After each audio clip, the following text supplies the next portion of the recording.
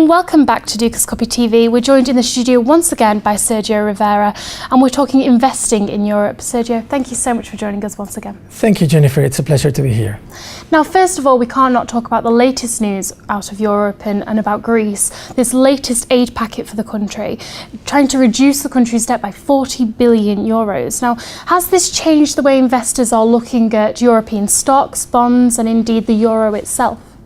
Well, last time I checked the screens, the markets were up today, but that really doesn't mean anything.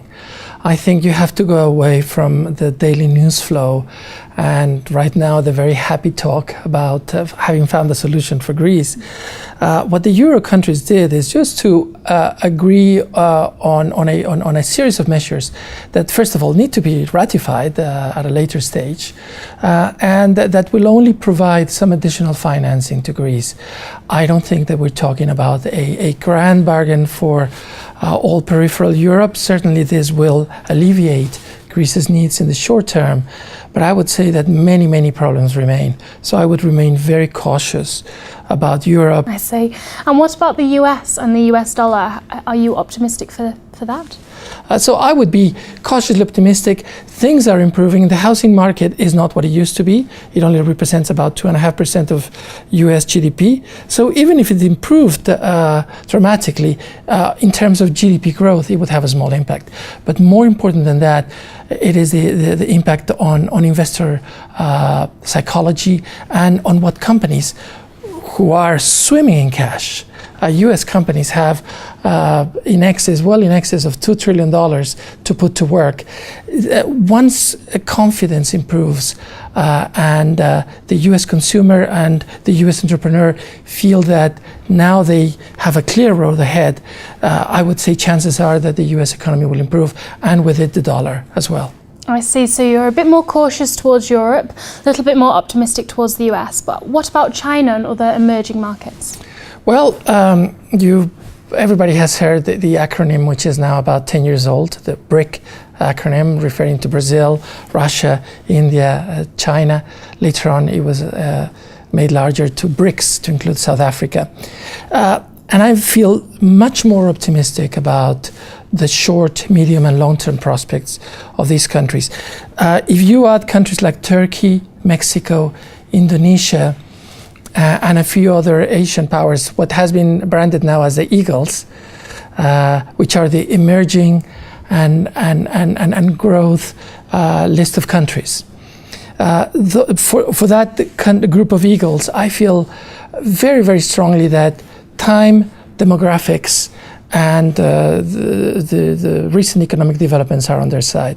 I would say that most of these countries are going away from an export-led model towards looking more at their own consumer basis and the emergence of a middle class. So there are tens of millions of people added to the emerging classes in China.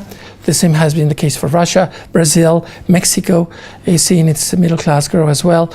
So I would say that selling to those countries and selling to the emerging consumer will produce very interesting results, and investing in companies that do just that.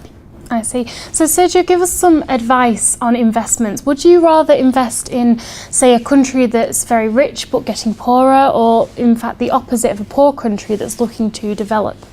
I think you've put just the finger on the most important question, Jennifer. We are very familiar with developed countries, with the US, the European countries, countries like Japan. But unfortunately, the demographic structure of these countries tell us that in the years to come, there will be more people reaching retirement age without necessarily the support structure to make them a rich consumer.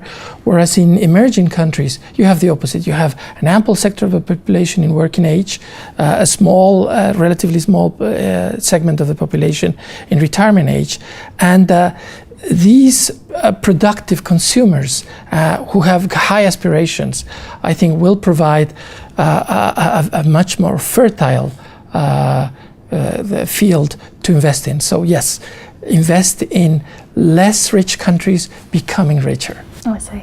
Well, Sergio, thank you so much. But just before you go, a little bit more advice for our viewers. I've just got the Dukas Copy question to ask you, and we ask every guest that comes into the studio, if you had $1 million to invest in the market for just 1 year, where would you put it and why?